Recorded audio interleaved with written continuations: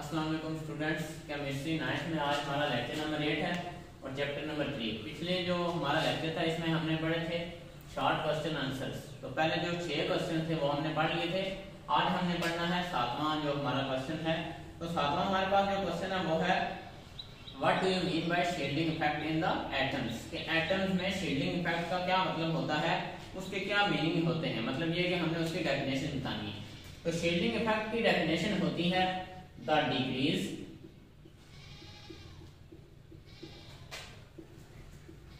in the force of attraction कि हमारे पास जो फोर्स ऑफ अट्रैक्शन है उसमें कमी आती है। वो कौन सी फोर्स ऑफ अट्रैक्शन है? वो फोर्स ऑफ अट्रैक्शन है जो एक्सर्ट करता है, जो लगाता है न्यूक्लियस। अब वो न्यूक्लियस वो फोर्स ऑफ अट्रैक्शन किस पे लगाता है? न्यूक्लियस को फोर्स ऑफ अट्रैक्शन लगाता है वैलेंस शेल इलेक्ट्रॉन पे।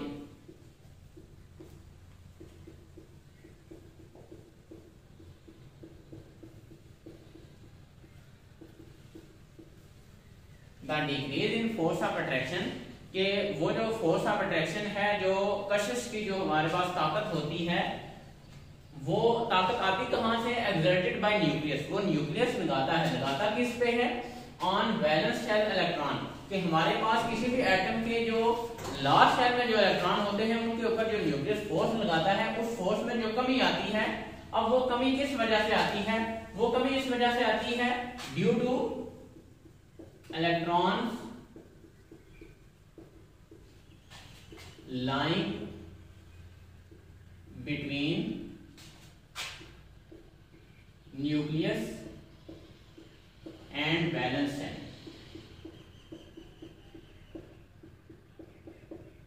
हमारे पास जो फोर्स ऑफ अट्रैक्शन है, जो न्यूक्लियस लगाता है, उसमें कमी आती है। वो कमी वो आती उसकी वजह क्या होती है? क्योंकि जो इलेक्ट्रॉन है वो मौजूद होते हैं न्यूक्लियस के दरमियान और वैलेंस शेल इलेक्ट्रॉन के दरमियान। मिसाल के तौर पे हमारे पास एक एटम है, सोडियम एटम। इसके हमारे पास ये पहला शेल है, ये दूसरा शेल है और ये तीसरा शेल है। अब पहले शेल में इसके 2 इलेक्ट्रॉन, दूसरे में 8 इलेक्ट्रॉन और लास्ट शेल में इसका 1 इलेक्ट्रॉन है। अब ये न्यूक्लियस का क्या कर रहा है? ये इन इलेक्ट्रॉन को अपनी तरफ खींच रहा है, इस लास्ट इलेक्ट्रॉन को अपनी तरफ खींच रहा है। लेकिन होता क्या है, क्योंकि दरमियान में भी कुछ हमारे पास 2 शेल मौजूद हैं और उन शेल के अंदर इलेक्ट्रॉन मौजूद हैं। अब वो इलेक्ट्रॉन क्या कर रहे हैं? ये इलेक्ट्रॉन इनके ऊपर नेगेटिव चार्ज है, इस इलेक्ट्रॉन के ऊपर भी नेगेटिव चार्ज है। तो नेगेटिव चार्ज हमेशा नेगेटिव चार्ज को रिपेल करता है। तो ये इलेक्ट्रॉन क्या करते हैं? इन्हें इस इलेक्ट्रॉन को अपने से दूर भगाते हैं, जिसकी वजह से क्या फर्क पड़ता है कि ये जो न्यूक्लियस इस इलेक्ट्रॉन को अपनी तरफ खींचने की कोशिश कर रहा है, उस फोर्स में कमी आती है। उस फोर्स में कमी की वजह क्या है कि ये जो न्यूक्लियस के दरमियान और ये जो वैलेंस शेल हमारे पास वैलेंस शेल है और वैलेंस शेल के जो इलेक्ट्रॉन है, इनके दरमियान जो इलेक्ट्रॉन प्रेजेंट है, इनकी वजह से न्यूक्लियस की फोर्स ऑफ अट्रैक्शन में कमी आती है। ये जो न्यूक्लियस की फोर्स ऑफ अट्रैक्शन में कमी आती है, इसे हम कहते हैं शील्डिंग इफेक्ट। इसे हम क्या कहते हैं? शील्डिंग इफेक्ट कहते हैं।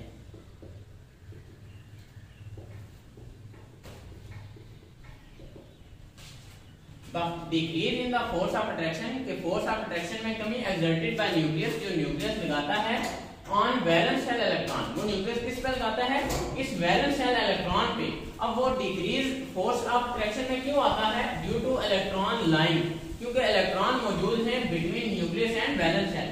कि ये न्यूक्लियस और वैलेंस शेल इनके दरमियान इलेक्ट्रॉन मौजूद हैं, इनकी वजह से फोर्स ऑफ अट्रैक्शन में कमी आती है। इसको हम कहते हैं शील्डिंग इफेक्ट। ये हमारा क्वेश्चन नंबर था 7।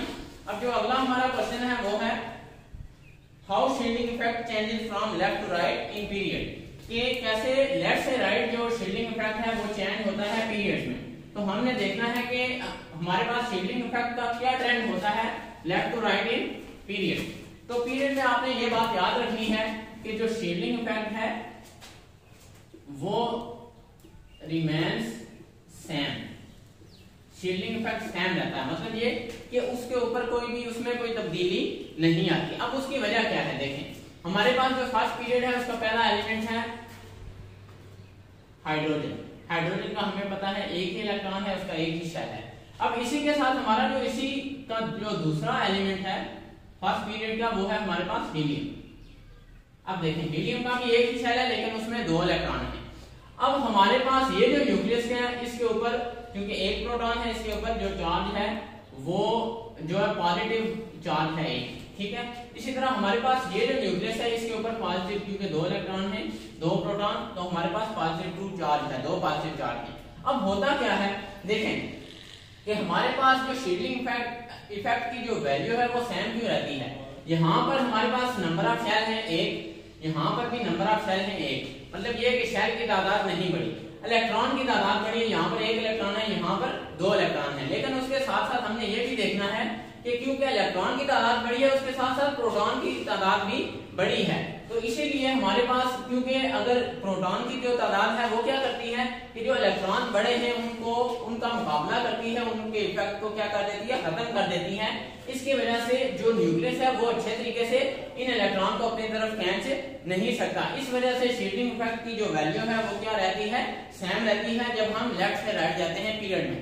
अब जो हमारे पास जो अगला क्वेश्चन है वो भी बिल्कुल इसी तरह का क्वेश्चन है शील्डिंग इफेक्ट के रिलेटेड। वो हमारे पास क्वेश्चन है कि how shielding effect changes from top to bottom in a group, के ग्रुप में जो हमारे पास शील्डिंग इफेक्ट है वो टॉप से बॉटम कैसे जो चेंज होता है। तो हमने देखना है कि ग्रुप में जो पीरियड में तो शील्डिंग इफेक्ट की वैल्यू सेम रहती है, लेकिन ग्रुप में क्या होता है कि शील्डिंग इफेक्ट की वैल्यू इंक्रीज होती है। शील्डिंग इफेक्ट की वैल्यू क्या होती है, इंक्रीज होती है जब हम जो टॉप से बॉटम में जाते हैं। जब हम ग्रुप में टॉप से बॉटम में जाते हैं तो हमारे पास शील्डिंग इफेक्ट की वैल्यू क्या होती है, वो इंक्रीज होती है। अब उसकी वजह क्या होती है हमारे पास, उसकी वजह यह है कि हमारे पास नंबर ऑफ शेल्स जो है वो इंक्रीज हो रहे होते हैं। मिसाल के तौर पे हमारे पास जो पहला जो ग्रुप है उसमें एक एलिमेंट है लिथियम। अब लिथियम के पहले शेल में 2 इलेक्ट्रॉन है और दूसरे शेल में 1 इलेक्ट्रॉन है। इसी तरह हमारे पास इससे जो अगला एलिमेंट है वो है सोडियम। अब सोडियम का हमारे पास 3 शेल हैं, पहले शेल में 2 इलेक्ट्रॉन, दूसरे में 8 इलेक्ट्रॉन और तीसरे में 1 इलेक्ट्रॉन। अब देखें हमारे पास क्या हुआ है, शील्डिंग इफेक्ट की वैल्यू इंक्रीज कैसे हुई है कि हमारे पास हीलियम का जो एटम है हमारे पास इसमें लिथियम का जो एलिमेंट है इसमें हमारे पास नंबर ऑफ शेल की जो तादाद, नंबर ऑफ शेल कितने हैं, 2 हैं। और इसी तरह हमारे पास जो सोडियम है इसमें नंबर ऑफ शेल कितने हो गए हैं, 3 हो गए। नंबर शेल की तादाद क्या हो गई है, बढ़ गई है। जब शेल की तादाद बढ़ती है तो न्यूक्लियस क्या करता है, न्यूक्लियस बहुत अच्छे तरीके से इन इलेक्ट्रॉन को अपनी तरफ खींच नहीं सकता। जितने ज्यादा शेल की तादाद बढ़ेगी न्यूक्लियस के लिए ये जो वैलेंस शेल इलेक्ट्रॉन है, ये जो वैलेंस शेल इलेक्ट्रॉन है इसे अपनी तरफ खींचना इतना ही क्या हो जाता है, मुश्किल हो जाता है। हमारे पास यहाँ पर जो इनर शेल है वो 1 है, यहाँ पर इनर शेल कितने हैं, 2 हैं। तो जितने इनर शेल बढ़ते जाते हैं न्यूक्लियस का जो असर है, जो उसका इफेक्ट है, न्यूक्लियस जो इन वैलेंस इलेक्ट्रॉन को अपनी तरफ खींचता है उसका असर इतना ही कम होना शुरू हो जाता है। इस वजह से क्या होता है, और न्यूक्लियस का असर जितना वैलेंस शेल इलेक्ट्रॉन पे कम होगा हमारे पास शील्डिंग इफेक्ट की वैल्यू इतनी ही क्या होगी, बढ़ेगी। तो इसलिए क्या होता है कि जब हम जो ग्रुप में टॉप से बॉटम पे जाते हैं, ऊपर से नीचे जाते हैं, तो हमारे पास हर जो एलिमेंट है वो नए शेल में ऐड होता है। मतलब ये इस शेल की तादाद क्या होती है, एलिमेंट अगला एलिमेंट आता है तो शेल की तादाद भी क्या हो जाती है, बढ़नी शुरू हो जाती है, जिसकी वजह से हमारे पास शील्डिंग इफेक्ट की वैल्यू भी क्या होती है, इंक्रीज होती है। तो इससे जो अगला हमारा क्वेश्चन है वो क्वेश्चन है कि how do atomic radii very in group and period, के जो एटॉमिक रेडियस है वो कैसे जो पीरियड में वेरी करता है, उसके अंदर क्या चेंजिंग आती है। तो सबसे पहले हम ये देखते हैं कि हमारे पास जो एटॉमिक रेडियाई है वो कैसे जो हमारे पास पीरियड में उसकी जो ट्रेंड क्या होता है, उसका ट्रेंड। तो पीरियड में क्या होता है कि एटॉमिक रेडियस वो डिक्रीज होता है। एटॉमिक रेडियस क्या होता है, डिक्रीज होता है इन पीरियड में एटॉमिक रेडियस की वैल्यू डिक्रीज होती है। अब उसकी वजह क्या होती है, उसकी वजह यह है कि हमारे पास जो पीरियड में कोई भी जो एलिमेंट होता है उसका वो जो अगला एलिमेंट है वो भी उसी शेल में होता है और पिछला एलिमेंट भी एक ही शेल में वो सारे होते हैं। मिसाल के तौर पे हमारे पास पीरियड का एक एलिमेंट है सेकंड का बोरान। अब बोरान का पहले शेल में उसके 2 इलेक्ट्रॉन हैं और दूसरे शेल में 3 इलेक्ट्रॉन। अब इसी तरह हमारे पास कार्बन है, तो कार्बन के पहले शेल में 2 इलेक्ट्रॉन हैं और दूसरे शेल में 4 इलेक्ट्रॉन। अब देखें हमारे पास जो एटॉमिक रेडियस की वैल्यू वो डिक्रीज क्यों होती है। यहाँ पर हमारे पास जो वैलेंस शेल है उसमें 3 इलेक्ट्रॉन हैं और जो इनर शेल की तादाद 1 है। इसी तरह हमारे पास यहाँ पर कार्बन में भी इनर शेल की तादाद क्या है, 1 है। मतलब ये कि दोनों में शेल की तादाद, इनर शेल की तादाद क्या है, वो सेम है। इसका मतलब, और हमें ये भी पता है कि पीरियड में क्या होता है, शील्डिंग इफेक्ट की वैल्यू वो चेंज नहीं होती, वो सेम रहती है। तो हमारे पास जब जो नंबर ऑफ इनर शेल की तादाद वो सेम रहती है, इसका मतलब क्या है कि शील्डिंग इफेक्ट अपना असर नहीं दिखा रहा। और जब शील्डिंग इफेक्ट आपका असर कम होता है तो हमारे पास जो न्यूक्लियस के ऊपर जो चार्ज है इसका असर बढ़ना शुरू हो जाता है। अब देखें यहाँ पर कार्बन के अंदर शेल की तादाद तो नहीं बढ़ी, लेकिन यहाँ पर जो इसके ऊपर पॉजिटिव चार्ज है, जो न्यूक्लियस के ऊपर जो पॉजिटिव चार्ज है वो क्या हो चुका है, बढ़ चुका है। जब न्यूक्लियस के ऊपर पॉजिटिव चार्ज बढ़ गया है, इसका मतलब है कि न्यूक्लियस क्या करता है कि वो ज्यादा फोर्स के साथ इन इलेक्ट्रॉन को अपनी तरफ खींचेगा। तो न्यूक्लियस जितनी ज्यादा फोर्स के साथ इन वैलेंस इलेक्ट्रॉन को अपनी तरफ खींचेगा, हमारे पास जो एटम का साइज है वो इतना ही क्या होता जाएगा, कम होता जाएगा। क्योंकि यहाँ पर न्यूक्लियस के ऊपर चार्ज कम है और यहाँ पे हमारे पास कार्बन के अंदर क्या है, न्यूक्लियस के ऊपर चार्ज ज्यादा है। तो न्यूक्लियस के ऊपर चार्ज जितना ज्यादा होगा वो इलेक्ट्रॉन को इतना ही ज्यादा अपनी तरफ खींचेंगे। और दूसरा फैक्टर ये है कि हमारे पास यहाँ पर शेल की जो तादाद है वो भी बढ़ नहीं रही। यहाँ पर भी एक शेल है, यहाँ पर भी एक शेल है, शेल की तादाद नहीं बढ़ती तो जो न्यूक्लियस का इफेक्ट है वो अच्छे तरीके से काम करना शुरू हो जाता है। इसलिए एटॉमिक रेडियस क्या होता है, डिक्रीज इन पीरियड होता है। अब हमने आगे देखना है कि एटॉमिक रेडियस का जो ट्रेंड है वो ग्रुप में क्या है। तो जाहिर बात है जब इसका पीरियड में एटॉमिक रेडियस की वैल्यू डिक्रीज होती है तो ग्रुप में इसकी वैल्यू क्या होगी, इंक्रीज होगी। जब हम टॉप टू बॉटम जाएंगे, increase from top to bottom in group के ग्रुप में जब हम टॉप से बॉटम में जाते हैं तो हमारे पास एटॉमिक रेडियस की वैल्यू क्या होती है, इंक्रीज होती है। अब उसकी वजह क्या है, उसकी पहली वजह यह है कि हमारे पास जो नंबर ऑफ इनर शेल हैं उनकी जो तादाद है वो क्या हो जाती है, बढ़ जाती है। मिसाल के तौर पे हमारे पास एक एलिमेंट है जो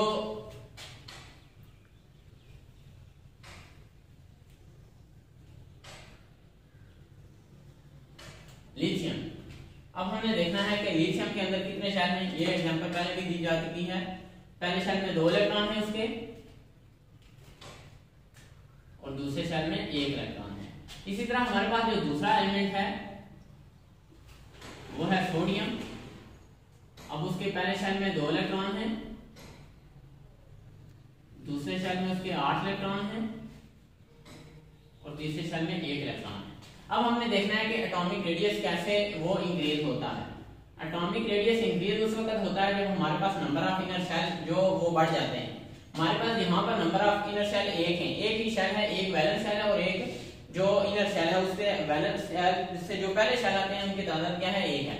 यहाँ पर हमारे पास क्या है कि नंबर ऑफ इनर शेल 2 है, इनर शेल की तादाद कितनी है, 2 है। वैलेंस शेल से पहले जो शेल आते हैं उनकी तादाद क्या है, 2। तो जब हमारे पास नंबर ऑफ इनर शेल बढ़ते हैं तो उस वक्त क्या होता है कि न्यूक्लियस का जो इफेक्ट है, न्यूक्लियस जो वैलेंस इलेक्ट्रॉन को अपनी तरफ खींचता है उसका इफेक्ट इतना ही कम होना शुरू हो जाता है। इसका मतलब यह है कि न्यूक्लियस इस इलेक्ट्रॉन को ज्यादा फोर्स से अपनी तरफ खींच रहा है, इसलिए इस एटम का, इस एलिमेंट का साइज क्या है, कम है। इसी तरह हमारे पास सोडियम में क्या है कि न्यूक्लियस इस इलेक्ट्रॉन को अपनी तरफ कम फोर्स से खींच रहा है। उसकी वजह क्या है, क्योंकि न्यूक्लियस के दरमियान और वैलेंस शेल के इलेक्ट्रॉन के दरमियान जो इनर शेल है वो क्या कर रहे हैं, इस इलेक्ट्रॉन को शील्ड कर रहे हैं, बचा रहे हैं किससे, न्यूक्लियस की फोर्स से।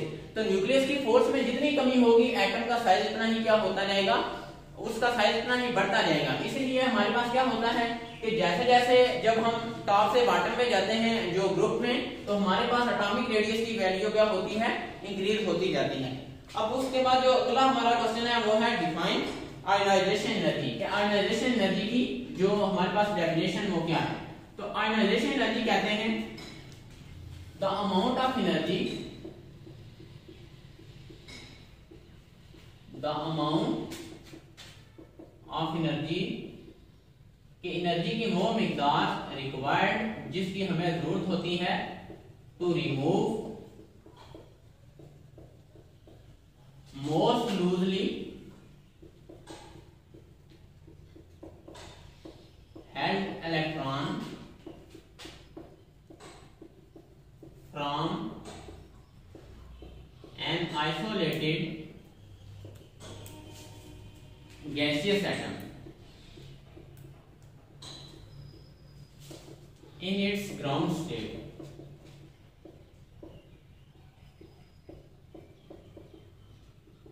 is called ionization energy.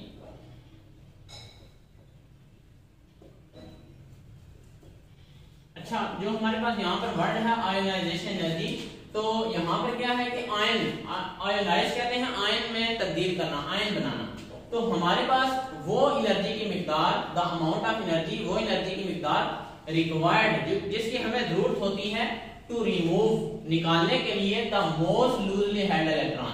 कि मोस्ट लूजली का मतलब ये है कि जो वैलेंस शेल के अंदर इलेक्ट्रॉन है, मतलब ये कि ऐसा इलेक्ट्रॉन जो न्यूक्लियस से बहुत ही दूर है, मतलब ये कि जिस इलेक्ट्रॉन को न्यूक्लियस अपनी पूरी फोर्स के साथ खींच नहीं सकता, या न्यूक्लियस की जो फोर्स ऑफ अट्रैक्शन है वो जिस इलेक्ट्रॉन के ऊपर बराबर तरीके से जो इफेक्ट है वो नहीं कर रही, उस इलेक्ट्रॉन को रिमूव करने के लिए। अब वो इलेक्ट्रॉन हम रिमूव कैसे करेंगे, कहां से करेंगे? From an isolated gaseous atom. कि हमारे पास जो एटम है वो क्या होना चाहिए? आइसोलेट होना चाहिए, मतलब ये कि अलग होना चाहिए, उसने बॉन्डिंग जो है वो पहले से नहीं की होनी चाहिए। उस इलेक्ट्रॉन को रिमूव करने के लिए अब वो इलेक्ट्रॉन कौन से एटम का है? वो आइसोलेटेड। पहली बात ये कि वो एटम क्या होना चाहिए? आइसोलेटेड होना चाहिए।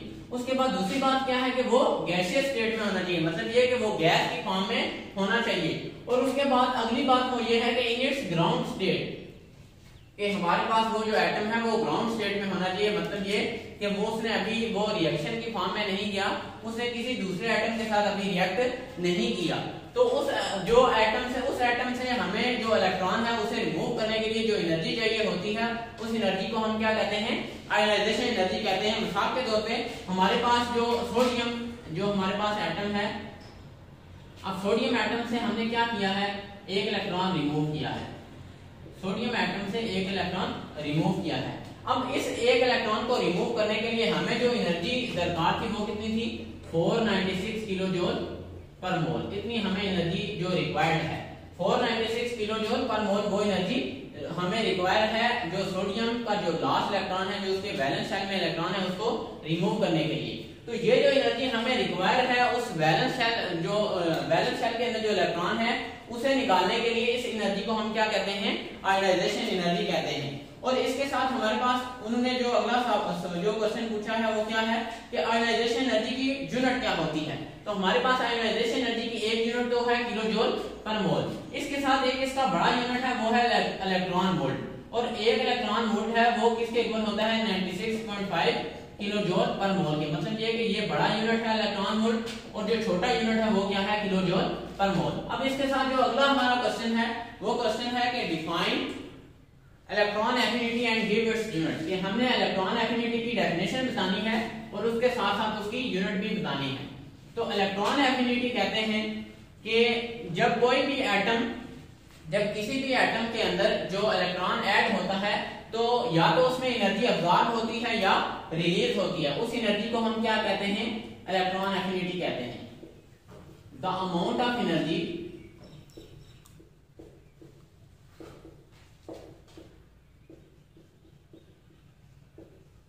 released or absorbed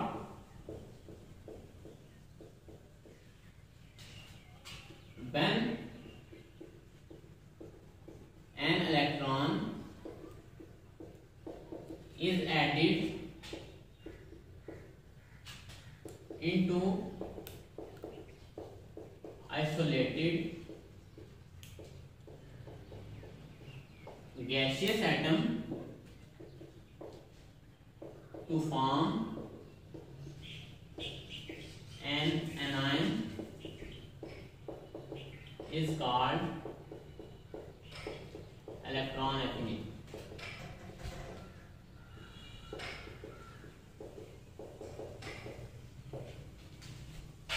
the amount of energy release और अब्जॉर्ब, कि वो अमाउंट ऑफ एनर्जी जो रिलीज हो या फिर अब्जॉर्ब हो when an electron is added, जब हम क्या करते हैं कोई इलेक्ट्रॉन ऐड करते हैं इनटू आइसोलेटेड गैसियस एटम। और वो इलेक्ट्रॉन कहाँ पे ऐड करते हैं, किसी भी जो आइसोलेटेड हमारे पास जो गैसियस एटम है उसमें जब वो इलेक्ट्रॉन हम क्या करते हैं ऐड करते हैं। अब जब किसी भी एटम में हम क्या करते हैं इलेक्ट्रॉन ऐड करते हैं तो हमारे पास क्या होता है एनायन बनता है, मतलब ये कि उसके ऊपर नेगेटिव चार्ज आ जाता है जब कोई भी एटम जो इलेक्ट्रॉन है वो ऐड होता है। मिसाल के तौर पे हम क्लोरीन में एक इलेक्ट्रॉन ऐड करते हैं, अब क्लोरीन हमारे पास क्या हो चुकी है उसके ऊपर नेगेटिव चार्ज आ चुका है, क्योंकि उसमें क्या है कि हमने इलेक्ट्रॉन ऐड किया है, इलेक्ट्रॉन शामिल किया है। तो जब हमने क्लोरीन में इलेक्ट्रॉन ऐड किया है तो हमारे पास जो एनर्जी रिलीज हुई है वो एनर्जी जो हमें हासिल हुई है वो -349 किलो जूल पर मोल, इतनी एनर्जी हमें हासिल होती है। माइनस का ये मतलब है कि एनर्जी क्या होती है रिलीज होती है। तो जब हम किसी भी एटम में इलेक्ट्रॉन ऐड करते हैं और वो एटम कौन से स्टेट में होना चाहिए, वो आइसोलेटेड होना चाहिए, अकेला होना चाहिए, और गैसियस एटम जो गैसियस फॉर्म में होना चाहिए, गैस की फॉर्म में होना चाहिए। जब हम उसमें क्या करते हैं कि इलेक्ट्रॉन को ऐड करते हैं तो हमें जो एनर्जी जो रिलीज होती है या फिर अब्सॉर्ब होती है उसे हम क्या कहते हैं इलेक्ट्रॉन एफिनिटी। और जब हम कोई भी इलेक्ट्रॉन ऐड करते हैं किसी भी एटम में तो हमारे पास क्या आता है एक एनायन बनता है, एक आयन बनता है जिसके ऊपर नेगेटिव चार्ज होता है। तो जब हमने क्लोरीन में इलेक्ट्रॉन ऐड किया तो हमारे पास क्या हुआ -349 किलो जूल पर मोल जो एनर्जी है वो हमें हासिल हुई। अब दूसरा जो क्वेश्चन इसके साथ वो ये है कि इसका यूनिट क्या होता है, तो हमारे पास इलेक्ट्रॉन एफिनिटी का जो यूनिट है वो क्या होता है किलो जूल पर मोल। तो ये आज का हमारा जो लेक्चर था जिसमें हमने जो 6 क्वेश्चन वो डिस्कस किए, तो इंशाल्लाह अगले जो लेक्चर में हम बाकी क्वेश्चन को डिस्कस करेंगे। अल्लाह हाफिज।